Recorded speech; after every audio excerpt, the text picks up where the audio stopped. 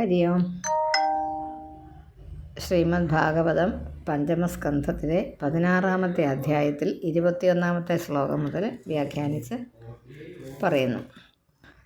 താവതുഭയോരപി രോധസൗര്യ മൃത്തികാ തദ് രസേന അനുവിദ്യമാന വാരി അർക്ക സംയോഗ വിഭാഗേന സദാമരണലോകാഭരണം ജംബൂനദം നാമ സുവർണം ഭവതി. തദുഭയോ രോധസോ അഭി, അങ്ങനെയാണ്.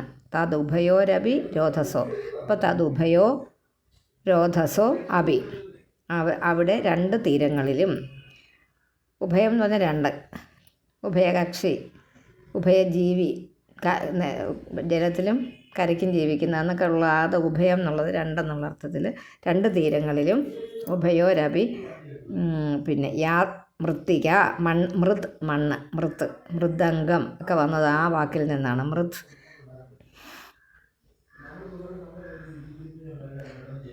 മൃത് യാതൊരു മണ്ണുണ്ടോ അത് തത് രസേന, ആ നദിയുടെ രസത്താൽ രണ്ട് തീരങ്ങളിലും. നദിയുടെ കാര്യം പറഞ്ഞിട്ടാണ് അടുത്ത 20-ാമത്തെ ലൈനിൽ നദിയുടെ കാര്യം, അതിൻ്റെ അടുത്തതായിട്ടല്ല, അടുത്ത സെൻറ്റൻസാണ് ഇത്. അപ്പോൾ ആ നദിയുടെ രസത്തിൽ അനുവിദ്യമാന, അതിനെ തൊട്ടിട്ട്, സദാ വാരി അർക്ക സംയോഗ വിഭാഗേന, വാരി വെള്ളം, അർക്കൻ സൂര്യൻ്റെ ആ ചൂടവയിൽ, അതിൻ്റെ സംയോഗ വിഭാഗേന വെള്ളത്തിൻ്റെയും വെയിലിൻ്റെയും ചേർച്ച നിമിത്തം ഉണ്ടാകുന്ന അമരലോകാഭരണം, സ്വർഗത്തിന് അലങ്കാരമായിരിക്കുന്നതും ജംബൂനദം എന്നു പേരുള്ളതും സുവർണം, ജംബൂനദം എന്ന പേരുള്ളതും സ്വർണമായിട്ട് ഭവിക്കുന്നു.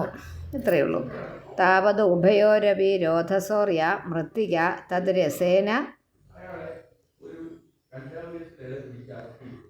അനുവിദ്യമാന വാരി അർക്ക സംയോഗ വിഭാഗേന സദാമരലോകാഭരണം ജംബൂനദം നാമ സുവർണം ഭവതി. 22. യദുഹ വാവ വിബുധാദയ സഹ യുവതിഭിർ മുകുട കോമ കടക കടിസൂത്രാദി, അവിടം വരെ. പിന്നെ ആഭരണ രൂപേണ ഖലു ധാരയന്തി, വാക്കുകൾ കിട്ടിയില്ലേ? യദുഹ വാവ, യാതൊന്നിനെ തന്നെ, വിബുധാദയ, ദേവന്മാർ മുതലായവർ, വിബുധന്മാർ, അറിവുള്ളവർ, ബോധമുള്ളവർ, യുവതിഭി സഹ, സ്ത്രീകളോടുകൂടി, മുകുടം കിരീടം, കടകം വള, കടിസൂത്രാദി അരഞ്ഞാണം മുതലായ ആഭരണ രൂപേണ, ആഭരണാകൃതികളാക്കിയിട്ട് ധാരയന്തി, ധരിക്കുന്നു, ആ സ്വർണം കൊണ്ട്. അപ്പോൾ അന്ന് തൊട്ട് ഈ സ്വർണ്ണമൊക്കെ ഉപയോഗിക്കുന്ന ആഭരണമായിട്ട്. 23. യസ്തു മഹാകദംബ സുപാർശ്വനിരൂഢോ യാ തസ്യ കോടരേഭ്യോ വിനിസൃത പഞ്ചായാമ പരിണാഹ നീട്ടുണ്ട് കേട്ടോ, അത് അഹാഹ എന്ന് പറഞ്ഞ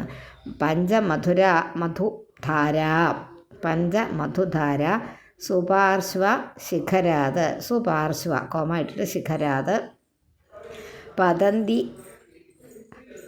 അപരേണാത്മാനം പതന്തി അപരേണാത്മാനം ഇളാവൃതം അനുമോദയന്തി. മഹാകദംബ, ആ കദംബം, സുപാർശ്വനിരൂഢ, ആ പാർശ്വത്തിൽ മുളച്ചിരിക്കുന്നത്, തസ്യ, അതിൻ്റെ കോടരേഭ്യ, കോടരങ്ങളിൽ, പൊത്തുകളെന്നാണ്, വിനിസൃത ഒഴുകുന്നവയും, പഞ്ചായാമ പരിണാഹ 5 മാറുവീതി, അതായത് നമ്മൾ കൈകൾ, അടികൾ എന്ന് പറയില്ലേ, ഒരടി എന്ന് പറഞ്ഞാൽ എന്നാ, ഒരു കാല് വയ്ക്കുന്ന, ഒരു കാലിൻ്റേതാണല്ലോ അടികൾ, അടി എന്ന് പറഞ്ഞാൽ കാലടി അന്ന് പറഞ്ഞ പോലെ ഒരു ഒരു മാറ്, നമ്മുടെ ഏകദേശം ഒരു ആളിൻ്റെ മാറിൻ്റെ വലിപ്പമുള്ള, വീതിയുള്ള, വലിപ്പവുമായ പഞ്ചമധുധാര, 5 തേൻ മധുവിൻ്റെ ധാര, ഒഴുക്ക്, സുപാർശ്വശിഖരാത്, പർവ്വതത്തിൻ്റെ ശിഖരത്തിൽ നിന്ന് ഒരു ഭാഗത്തു നിന്ന്, പതന്ത്യ വീഴുന്നവയായിട്ട്, ഇളാവൃതം അപരേണ, ഇളാവൃത വർഷത്തിൻ്റെ പടിഞ്ഞാറ് കൂടി, ആത്മാനം സ്വന്തം രൂപത്തെ ഒഴുക്കിയിട്ട് അനുമോദയന്തി ആനന്ദിപ്പിക്കുന്നു. അത് ഞാൻ പറഞ്ഞത് ഭൂഗോള വർണ്ണല ഈ വാക്കുകൾക്ക് പരിചയപ്പെടാനല്ലാതെ വേറെ ഒന്നും ഞാൻ പറയുന്നില്ല. യസ്തു മഹാകദംബ സുപാർശ്വ നിരൂഢോ യാസ്തസ്യ കോടരേഭ്യോ വിനിസൃത പഞ്ചായാമ പരിണാഹ പഞ്ചമധുധാര സുപാർശ്വശിഖരാത് പതന്തി അപരേണാത്മാനം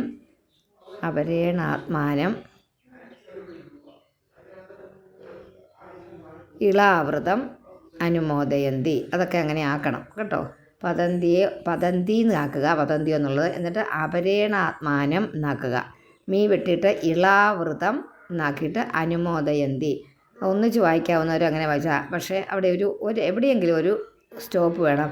പതന്തി അപരേണാത്മാനം അവിടെ അങ്ങ് നിർത്തിക്കും. എന്നിട്ട് ഈ മീ വെട്ടിയിട്ട് ഈ ആക്കിയിട്ട് ഇളാവൃതം അനുമോദയന്തി എന്ന് വായിക്കാം. 24 യാഹി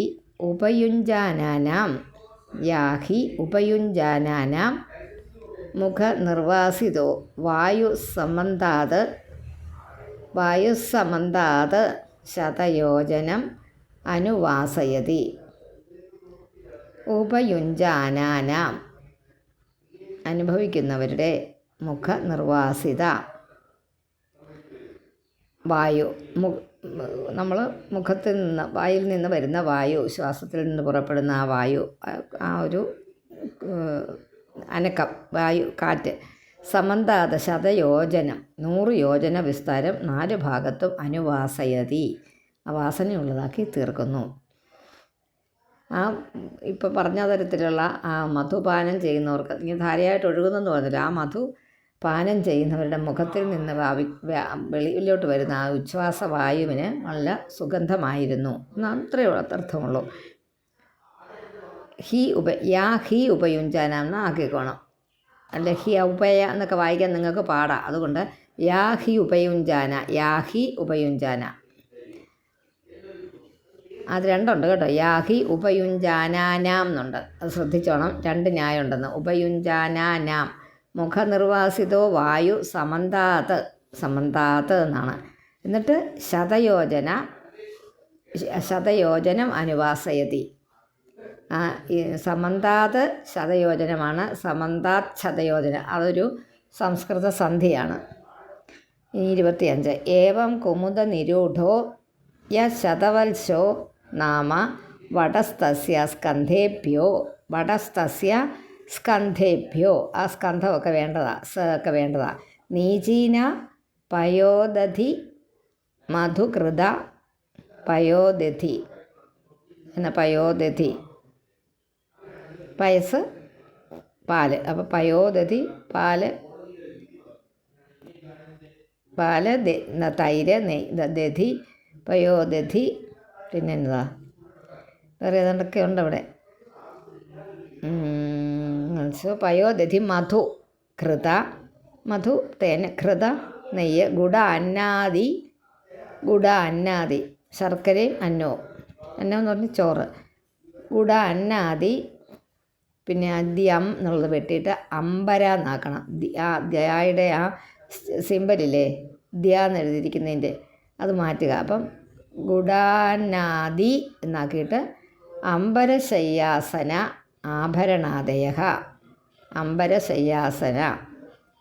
ആഭരണാദയ സർവ ഏവ കാമദുഃഖ നദാഹ കുമുദാഗ്രാത് പതന്തസ്തം ഉത്തരേണേളാവൃതം. അതൊന്നിച്ച് വായിക്കാൻ പറ്റുമെങ്കിൽ അങ്ങ് ചെയ്തോളൂ. ഉത്തരേണേളാവൃതം എന്നാക്കണം. എന്നിട്ട് ഉപയോജയന്തി വ്രതം എന്നാക്കിയിട്ട് ഉത്തരേണേളാവൃതം ഉപയോജയന്തി. അമ്മോ അങ്ങ് വെട്ടിക്കോ, അതാ എളുപ്പം. ഉപയോജയന്തി എന്നാക്കിക്കോ. ഏവം കുമുദ നിരൂഢ ശതവത്സ നാമ വട ആൽവൃക്ഷം യാതൊന്നോ തസ്യ അതിൻ്റെ സ്കന്ധേഭ്യോ സ്കന്ധത്തിൽ നീചീന കീഴോട്ടൊഴുകുന്ന ദധി തൈര്, മധു തേന്, ഘൃത നെയ്യ്, ഗുഡാന്നം ഗുഡവും അന്നവും ശർക്കരയും ചോറും കൂടെ കൂട്ടിയത്, അമ്പര വസ്ത്രം, ശയനം അത് ആസനം ഇരിക്കാനുള്ള സാധനം, ആഭരണം മുതലായ കാര്യങ്ങളോട് കൂടിയും സർവേ ഏവ കാമദുഃഖ നദ, ആ എല്ലാ ആഗ്രഹങ്ങളെയും സാധിപ്പിച്ച് നൽകുന്ന നദങ്ങൾ.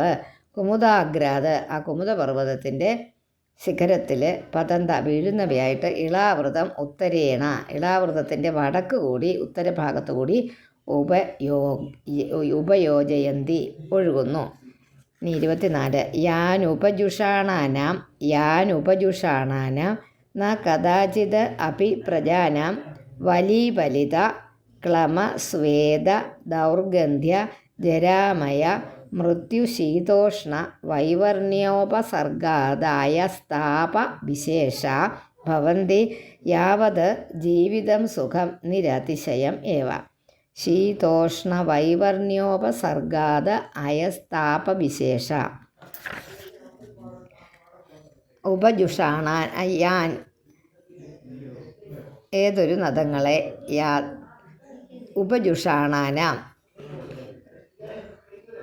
സേവിക്കുന്ന പ്രജകൾക്ക് വലീബലിത ശരീരത്തിൽ നമ്മുടെ ത്വക്കിന് ചുളുക്കമുണ്ടാക്കുന്നു, ക്ലമ ശരീരത്തിന് ക്ഷീണമുണ്ടാക്കുന്നു, സ്വേദ ദൗർഗന്ധ്യ വിയർപ്പിന് സ്വേദ ദുർഗന്ധമുണ്ടാക്കുന്നു, ജരാമയ മൃത്യു ശീതോഷ്ണ വൈവർണ്യ, ജര ആമയം രോഗം, പിന്നെ മൃത്യു മരണം, പിന്നെ എന്താ വൈവർണ്യ ജരാമയ ശീതം തണുപ്പ്, ഉഷ്ണം ചൂട് എന്നിവയാൽ ബാധിക്കുന്ന നിറം മാറ്റം. ഉപസർഗാദയ വിവിധ ശരീരത്തിനുള്ള അലച്ചിൽ ബുദ്ധിമുട്ടുകൾ മുതലായവ കഥാചിതപി ഒരു കാലത്തും ഭവതി ഉണ്ടാകുന്നില്ല. യാവത് ജീവം ജീവിച്ചിരിക്കുന്ന കാലം വരെ സുഖം സൗഖ്യം നിരതിശയം ഏവ ഒരേ വിധത്തിൽ ഇരിക്കും. ഈ പറഞ്ഞ നദികളിലെ ജലവും പദാർത്ഥങ്ങളെയൊക്കെ സേവിക്കുന്ന ആ പ്രജകൾക്ക് ശരീരത്തിൽ ജരാനരകളോ ബാധിക്കുകയോ അതുപോലെ ക്ഷീണം വിയർപ്പ് മുതലായവ ദുർഗന്ധമോ രോഗമോ അങ്ങനെ അകാലത്തിലുള്ള മരണമോ ശീതബാധയോ ഉഷ്ണബാധയോ ഇതൊന്നും ഉണ്ടാകാതെ ജീവിതകാലം മുഴുവൻ ഉത്കൃഷ്ടമായ സുഖമുണ്ടാകുമെന്ന് പറയുന്നു. അപ്പം അതൊന്ന് വായിക്കാനായിട്ട്, യാനുപജുഷാണാനാം ന കഥാചിതപി പ്രജാനാം വലീബലിത ക്ലമ സ്വേദ ദൗർഗന്ധ്യ ജരാമയ മൃത്യു ശീതോഷ്ണ വൈവർണ്യ ഉപസർഗാദായ സ്ഥാപവിശേഷ. ഉപസർഗാദയ അവിടം വരെയുണ്ട്. ഉപസർഗാദയ പിന്നെ സ വെട്ടിക്കളഞ്ഞിട്ട് ഉപസർഗാദയ വരെ വായിക്കുക. താപവിശേഷ ഭവന്തി കേട്ടോ. ഞാൻ രണ്ടാമത്തെ ലൈൻ തൊട്ടൊന്നുകൂടെ വായിക്കാം. വലീബലിത ക്ലേമ സ്വേദ ദൗർഗന്ധ്യ ജരാമയ മൃത്യു ശീതോഷ്ണ, അത് കഴിഞ്ഞ് കോമ ഇട്ടിട്ട്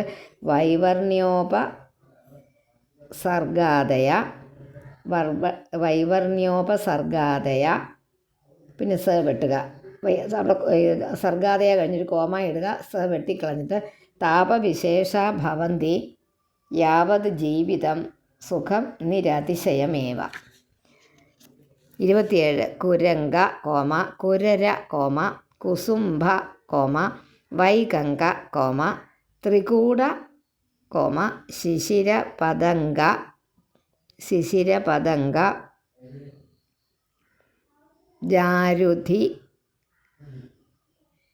ജാരുധി ഹംസ ഋഷഭ നാഗ കാലഞ്ചര കോമ നാരദാദയോ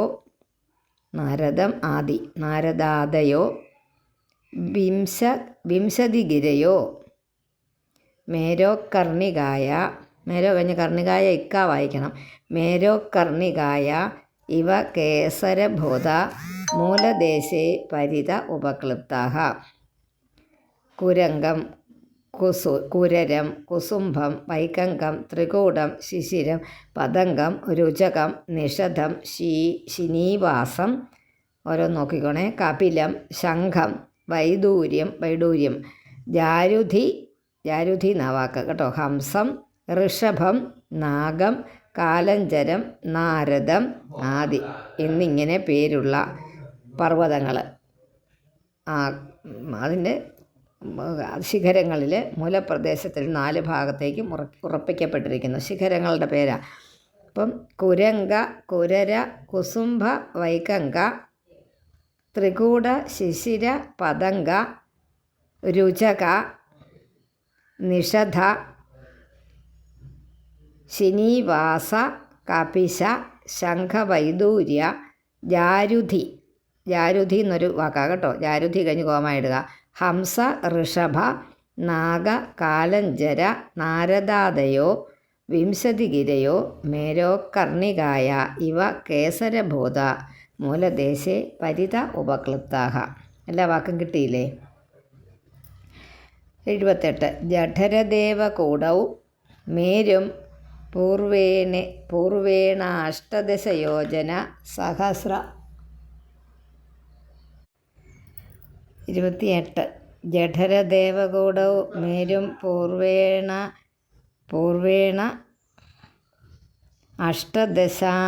അഷ്ടദശയോജന സഹസ്രമുദകായതൗ ദ്വിസഹസ്രം പൃഥുതുംഗൗ ഭവത ഏവമപരേണ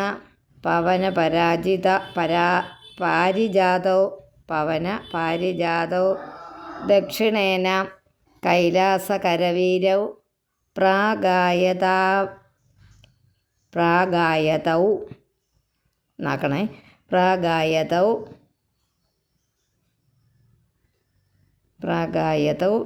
ഏവം ഉത്തരത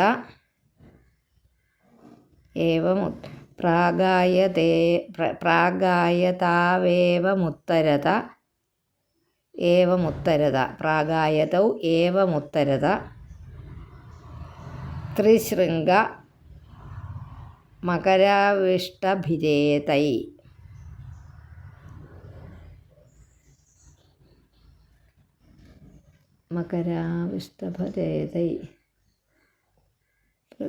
ഉത്തരത ത്രിശൃംഗമകരൗ. അങ്ങനെയാക്കണേ. ത്രിശൃംഗമകരൗ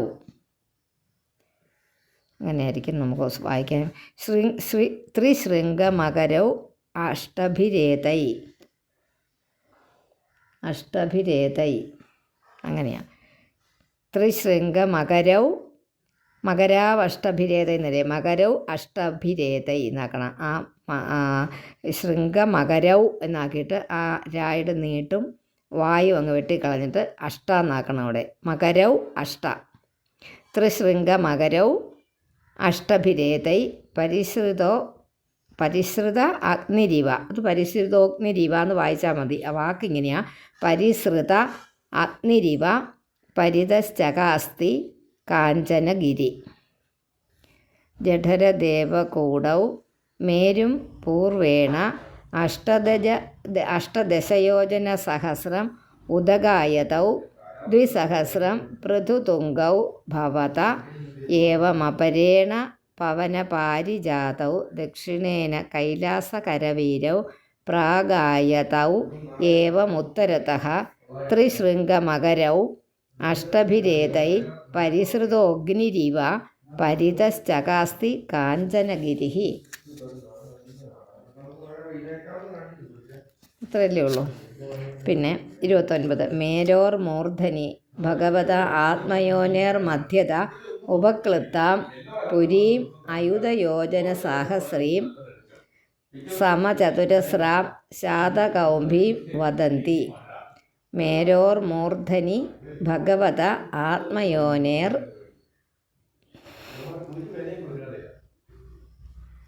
മധ്യത ഉപക്ലുപ്താം പുരീം അയുധയോജന സാഹസ്രീം സമചതുരസ്രാം ശാതകൗംഭീം വദന്തി.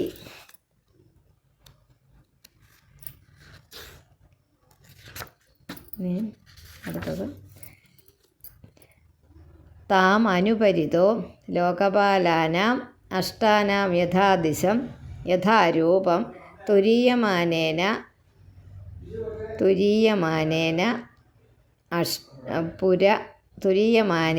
പുര അഷ്ടാ ഉപക്ലുപ്താഃ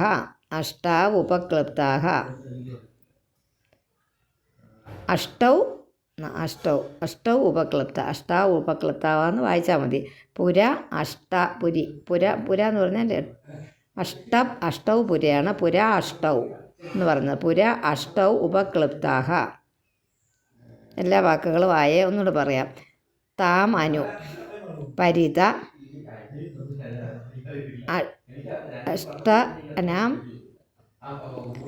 അഷ്ടൗ പുര തുരീയമാനേന യഥാദിശം യഥാരൂപം ഉപക്ലിപ്താഹ. ത്വാം അനുപരിതോ ലോകപാലാനാം അഷ്ടാനാം. കേട്ടോ, വാക്ക് ഞാൻ ലോകപാലാനാം എന്നുള്ളത് വായിച്ചത്. അഷ്ടാനാം ലോകപാലാനാം അഷ്ടാനാം യഥാദിശം യഥാരൂപം തുരീയമാനേന പുര അഷ്ടൗ ഉപക്ലിപ്താഹ. അപ്പം ചിലർക്ക് സംശയം തോന്നും, പുര അഷ്ടാവ് ഉപക്ലിപ്ത എന്ന് വായിക്കാം, കുഴപ്പമില്ല. പുര അഷ്ടൗ ഉപക്ലിപ്താഹ ആണ്. പുര അഷ്ടൗ ഉപക്ലിപ്താഹ. പിന്നെ മേരൗ നവപുരാണി സ്യുർമനോ വ്യതിരാമരാവതി തേജോവതി സംയമനി തഥാ കൃഷ്ണാംഗനാപര ശ്രദ്ധാവതി ഗന്ധവതി തഥാ ചാന്യ മഹോദയ യശോവതി ച ബ്രഹ്മ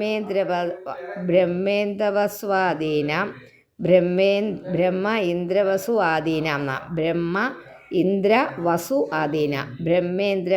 ആദീനാം യഥാക്രമം. മേരൗ നവപുരാണി സ്യുർ മനോവതി അമരാവതി സ്യുർ മനോവതി അമരാവതി തേജോവതി സംയമനി തഥാ കൃഷ്ണാംഗനാപര ശ്രദ്ധാവതി ഗന്ധവതി തഥാ ചാന്യ മഹോദയ യശോവതി ച ബ്രഹ്മ ഇന്ദ്രവസു ആദീനാം യഥാക്രമം. ബ്രഹ്മ ഇന്ദ്രവസു ആദീനാം. ശ്രീമദ്ഭാഗവതേ മഹാപുരാണേ ഇതി ശ്രീമദ്ഭാഗവതേ മഹാപുരാണേ പഞ്ചമസ്കന്ധേ ഭൂമിസ്ഥാനനിരൂപണപ്രകരണേ ജംബൂദ്വീപപരിമാണ സ്വരൂപനിരൂപണം നാമ ഷോഡശോധ്യായഃ. ഹരി ഓം.